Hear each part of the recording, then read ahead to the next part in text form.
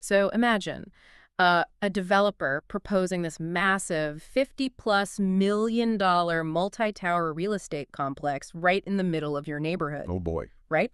You go to the town hall meeting expecting the usual scene. You're expecting pitchforks, angry citizens at the microphones, sweating zoning boards, and just a general atmosphere of gridlock. Yeah, the classic turf war. Exactly. But instead, absolute silence, zero opposition.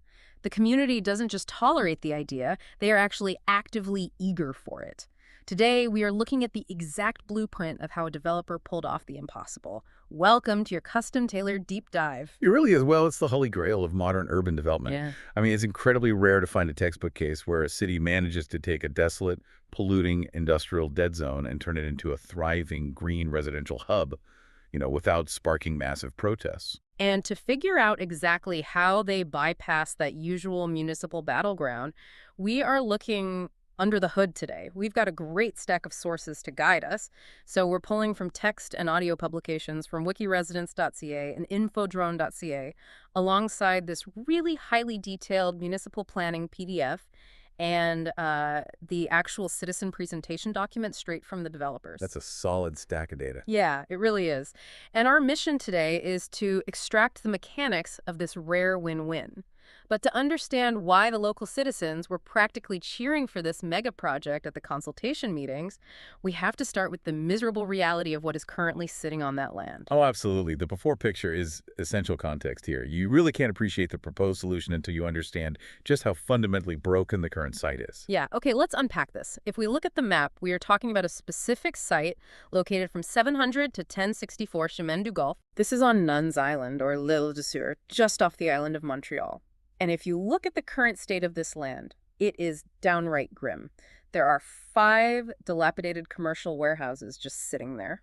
And we should clarify, right? This isn't some charming historical stuff. Oh, no, not at all. I want to be super clear, based on our sources, this isn't some beautiful brickwork that the city is tragically tearing down. The documents explicitly note these buildings have absolutely zero heritage value. It's just obsolete industrial decay. Yeah, and the problem goes way beyond aesthetic blight, too. From an urban planning perspective, this site is an active environmental detriment to the entire area. The footprint is highly mineralized. Meaning it's all concrete and asphalt. Exactly. It is Okay. almost entirely covered in asphalt, and the property is pierced by, I think, 7 different sprawling driveways. Yeah, 7. Reading through the environmental impact section, the best way I can picture this is like a giant asphalt frying pan. That is a great way to put it. Right. All that dark asphalt just sits there baking in the summer sun, absorbing solar radiation all day, and then it basically bleeds that intense heat back into the neighborhood all night. Yeah, that is exactly what creates a heat island. The ambient temperature of that specific zone is artificially raised, and that degrades the quality of life for everyone living nearby. And, because of the lack of root systems and natural soil, the water runoff isn't managed at all. It just pulls up. Worse, it just sheets off the asphalt, picking up pollutants before dumping them straight into the drainage systems. Wow. But the part that really struck me as a massive failure of urban design is the layout itself. This site is sitting right next to the river.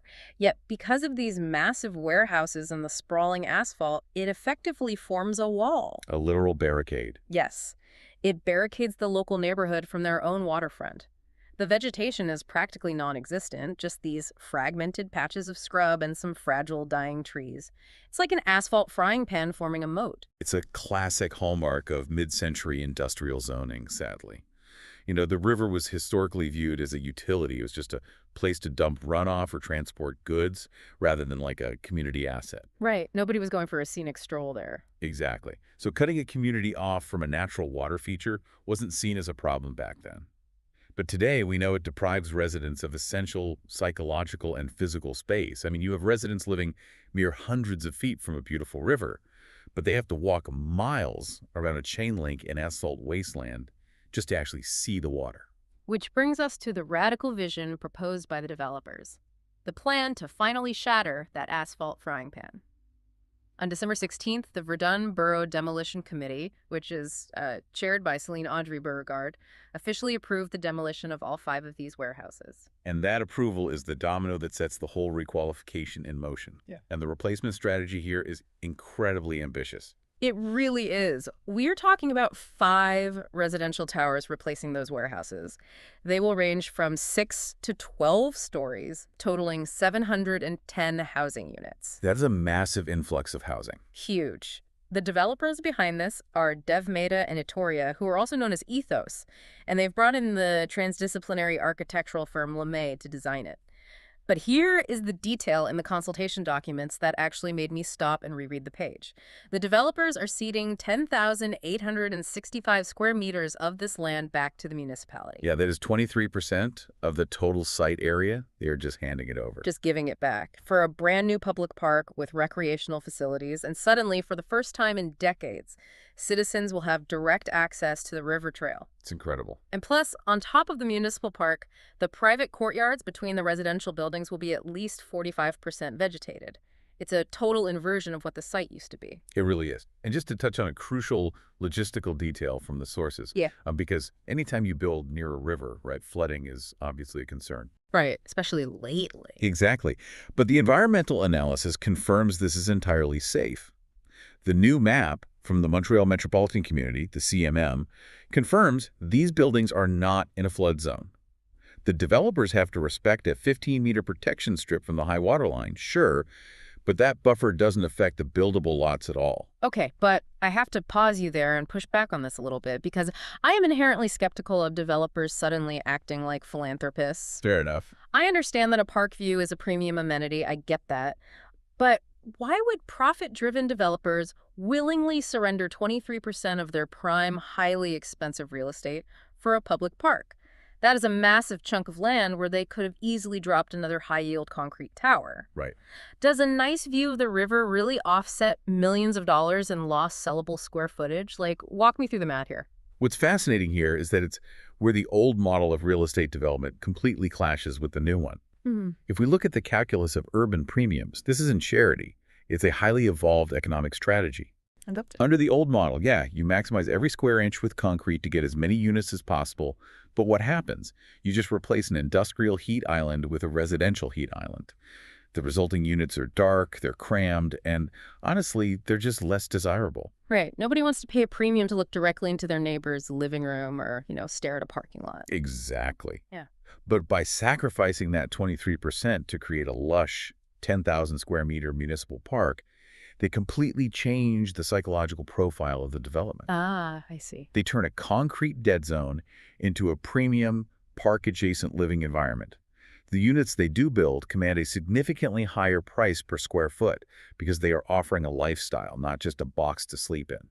So the higher margins on those 710 units easily offset the loss of the land. Wow. So by shrinking their footprint, they actually raise the ceiling on their profit. It's a calculated alignment of private profit and public good. They get higher margins, and the city gets a massive free park. And crucially, they win the goodwill of the municipality, which drastically accelerates the approval process.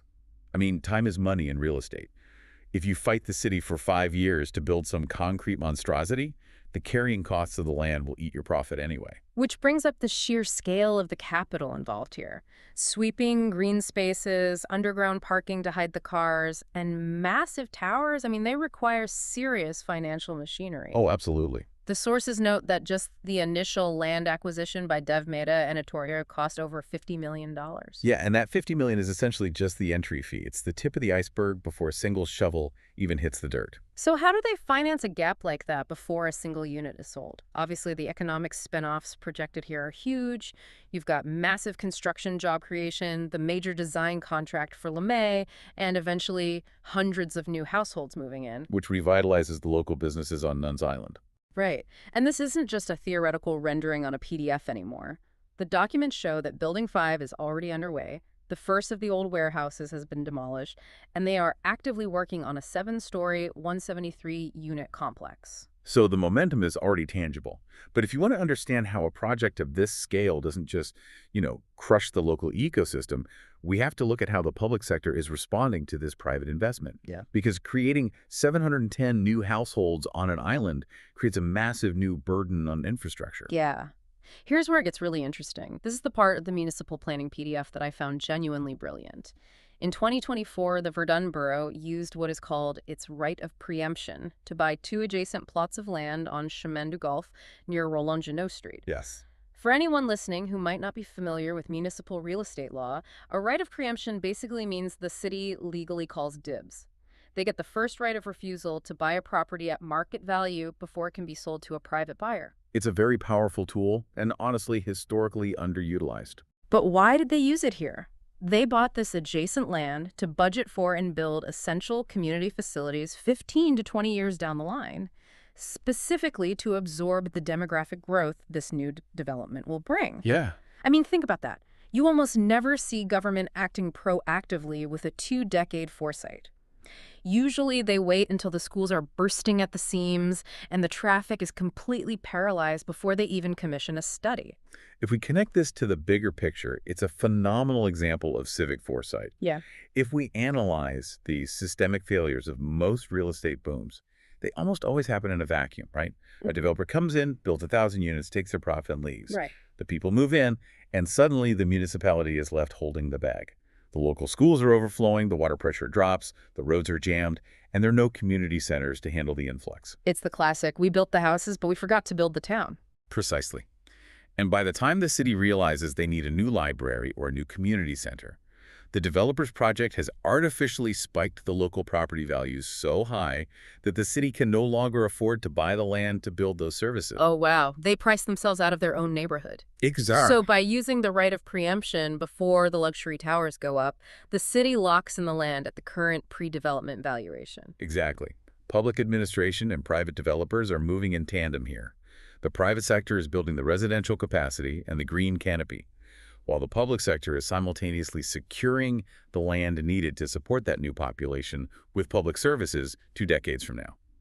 It is a masterclass in holistic planning. Which perfectly explains the context of those citizen meetings on June 22nd and July 2nd. When you combine this level of municipal foresight with the developer's willingness to give back 23% of the land, you really start to understand the total absence of opposition. Yeah, because the psychological phenomenon of NIMBYism, not in my backyard, is usually rooted in very valid fears. Citizens fight developments because they fear an explosion of traffic, a strain on their local infrastructure, and just a loss of community identity. They fear being priced out. But in this case, the citizens at the consultation meetings only wanted to know how soon the positive spin-offs would hit. There was zero opposition. So what does this all mean? When you look at the inclusivity metrics baked into the blueprint of these 710 units, it completely neutralizes all those usual psychological triggers. It really does. The project strictly respects Montreal's bylaw for a diverse metropolis, or the RMM. Right, and the RMM requires developers to make substantial financial contributions toward affordable housing across the metropolis to ensure we aren't just building enclaves for the ultra-rich. But it's the specific breakdown of the units within the Quartier Chemin du Golf that really answers the community's concerns. Let's hear the numbers. Listen to this. 100% of the units will be minimally accessible. 20% of the units on the first 3 lots will be fully adaptable. 10% are specifically designed as family units, and another 10% on lots 1, 2, and 3 are planned as affordable units. So let's actually break down what those terms mean structurally. Because minimally accessible and fully adaptable are very different architectural concepts. Please do, because I think people hear accessible and just assume it means there's an elevator in the lobby. Exactly. Minimally accessible basically means the threshold requirements are met. The doorways are wide enough for a standard wheelchair, there are no mandatory steps to enter the unit, and the common areas can be navigated by someone with mobility issues. It's the baseline. Okay. But fully adaptable is where it gets highly technical and expensive for a developer. Absolutely. A fully adaptable unit is engineered from day one to evolve with the changing physical needs of the resident over decades. We are talking about reinforcing the physical framing behind the drywall in the bathrooms during initial construction so that heavy-duty grab bars could be bolted in 15 years later without tearing down the wall. Oh, wow. Yeah, it means designing zero-threshold showers that don't have a lip to step over. It means planning the plumbing and electrical layouts so that kitchen counters can be easily lowered if the resident eventually needs to cook from a seated position.